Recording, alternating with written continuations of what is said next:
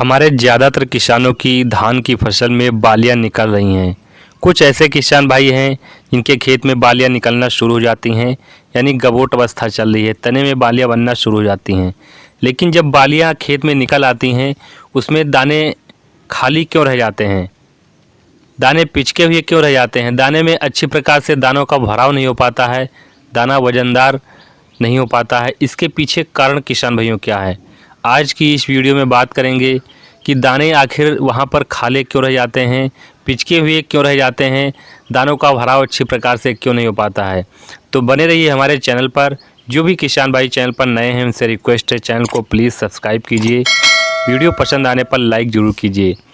चलिए किसान भाइयों बात करेंगे, धान में जब बालियाँ निकल आती हैं उसमें दानों का भराव भी हो रहा होता है, लेकिन फिर भी वहाँ पर दाने वज़नदार नहीं बन पाते हैं। इसके पीछे कुछ कारण किसान भाइयों हैं, कुछ ऐसे गलतियां भी हैं जो हमारे किसानों द्वारा हो जाती हैं। तो वो कौन सी गलतियां हैं जो हमारे किसानों द्वारा की जाती हैं, वहाँ पर दाने का भराव अच्छी प्रकार से नहीं हो पाता है।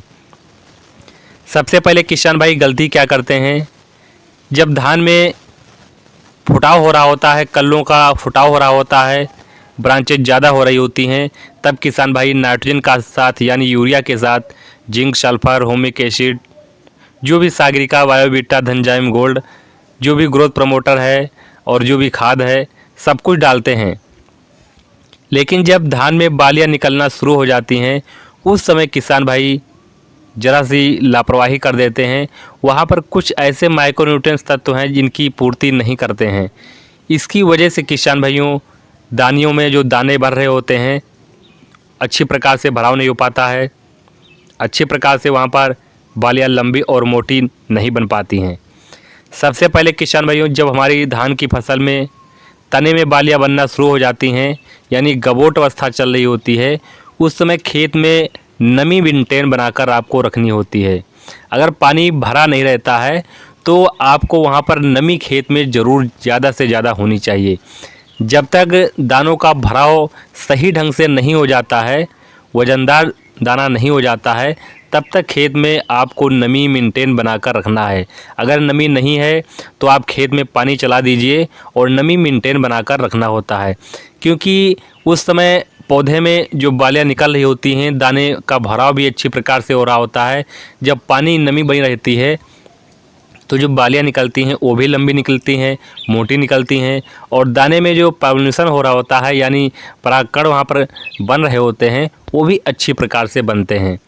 कभी कभी देखते हैं खेत में नमी पर्याप्त नहीं है और बालियाँ वहाँ पर गबोट अवस्था चल रही है, तने में बालियाँ निकल रही होती हैं, तो वहाँ पर बालियाँ छोटी रह जाती हैं, लंबी नहीं हो पाती हैं, ना मोटी हो पाती हैं, क्योंकि वहाँ पर नमी नहीं है।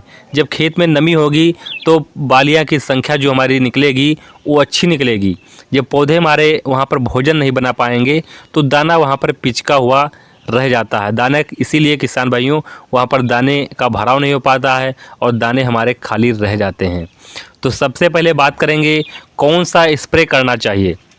सबसे बड़ी गलती किसान भाई करते हैं कि धान की फसल में जब गबोट अवस्था चल रही है यानी बालियाँ निकलना शुरू हो जाती हैं, वहाँ पर नमी मेंटेन बनाकर आपको रखना होता है। ये किसानों द्वारा गलती नहीं होनी चाहिए।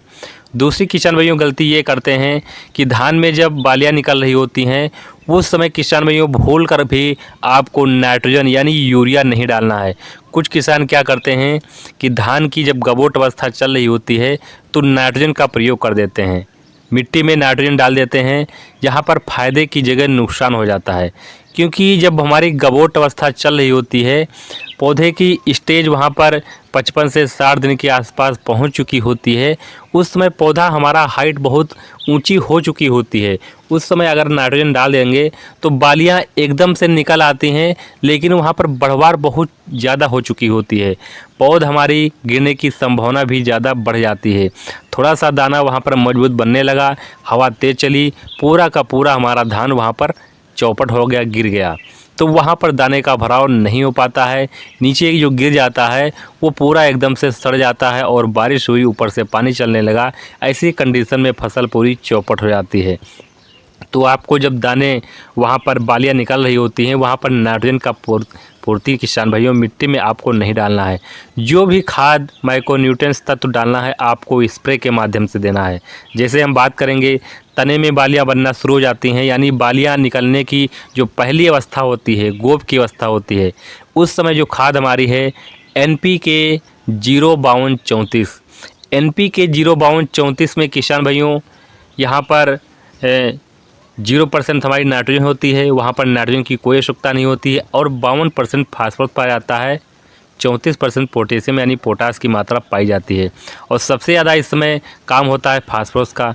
फास्फोरस का किसान भाइयों काम होता है हमारा वहाँ पर जड़ों से पौधे में, और पौधे से वहाँ पर बालियों तक भोजन पहुँचाने का कार्य हमारा फास्फोरस करता है। इसमें से ज़्यादा फास्फोरस की काम होती है। और पोटेशियम से किसान भाइयों दाने का जो भराव है, दुग्धावस्था चल रही है, दाने में भराव करने में, परागकण अच्छी प्रकार से बनने में, और जो फूल आ रहा हो फल से फूल बनने में, वहाँ पर बहुत अच्छा काम करता है। इसलिए आपको साथ में बोरान जो आता है 20% वाला भी मिला लेना होता है। इसको मिलाने से किसान भाइयों जो NPK 05234 है उसकी क्षमता बढ़ जाती है, और उसमें जो लाइट चमक है वो भी अच्छी प्रकार से देखने की मिलती है। अगर इसकी डोज की बात करें तो जो NPK 05234 आपको लेना है 1 से 1.5 kg प्रति एकड़ के हिसाब से लेना है, और जो बोरान आपको लेना है वो 100 से 120 ग्राम मात्रा प्रति एकड़ के हिसाब से लेना है। लेकिन घोल आपको अलग अलग बर्तन या अलग अलग बाल्टी में तैयार करना है। स्प्रे करते समय दोनों का घोल डाल करके आपको स्प्रे कर देना है। स्प्रे करते समय आपको ध्यान देना है कि खेत में आपको पर्याप्त नमी होनी चाहिए। और इसके बाद जब बालियाँ किसान भाइयों निकल आती हैं उस समय आपको NPK 0050 का स्प्रे करना होता है। उस समय पोटास की सबसे ज़्यादा आवश्यकता होती है। इससे वहाँ पर दाने का चमक है, लाइट है, दाने का भराव है, वो भी अच्छी प्रकार से होता है।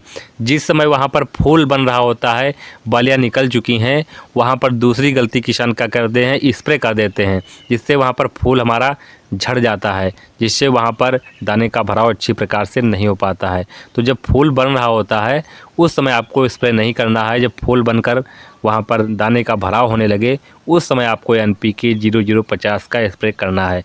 उसके साथ भी आप बोरान 20% वाला मिला सकते हैं, उतनी ही मात्रा आपको लेनी है। तो अगर आपकी फसल गबोट अवस्था में पहुंच चुकी है उस समय सबसे ज़्यादा किसान भाइयों देखभाल करने की आवश्यकता होती है। किसान भाई क्या करते हैं, जब कल्ले का फुटाव हो रहा होता है, जब आप दूसरी या तीसरी यूरिया डालते हैं उस समय ध्यान देते हैं, लेकिन जब बालियाँ निकलना शुरू हो जाती हैं उस समय थोड़ी सी चूक कर देते हैं, थोड़ी सी लापरवाही हो जाती है, जिसकी वजह से हमारी बालियाँ छोटी रह जाती हैं, लंबी कम होती हैं, मोटी नहीं होती हैं, दाने का भराव अच्छी प्रकार से नहीं हो पाता है। तो ये समय किसान भाइयों सबसे ज़्यादा आपको देखभाल करना है। आपको खेत में जाइए, वहाँ पर निगरानी कीजिए कि खेत में किस कंडीशन में बालियाँ निकल रही हैं और कौन से पोषक तत्व की यहाँ पर कमी हो रही है। बालियाँ अगर निकल रही हैं तो वहाँ पर किसी प्रकार का जो कीट है और रोग है तो नहीं लगा हुआ है। ऐसे देखभाल किसान भाइयों करना होता है। आपको वहाँ पर प्रतिदिन देखभाल करने की ज़रूरत होती है। कभी कभी क्या होता है, बालियाँ निकल रही होती हैं और रोगों का अटैक हो जाता है, जिससे बालियाँ कुछ सफ़ेद निकल रही होती हैं और वहाँ पर कंडुआ रोग है या रस चूसक कीट है, ऐसी समस्या किसान भाइयों देखने को मिलती है। तो ऐसी समस्या पर किसान भाइयों आपको तुरंत वहाँ पर उपचार ज़रूर कर लेना चाहिए, तभी आपकी पैदावार भी ज़्यादा मिलेगी। तो किसी प्रकार की समस्या आ रही है, कौन सी दवा डालें और किस स्टेज पर कौन सा काम करना है, तो आप नीचे कमेंट ज़रूर कीजिए।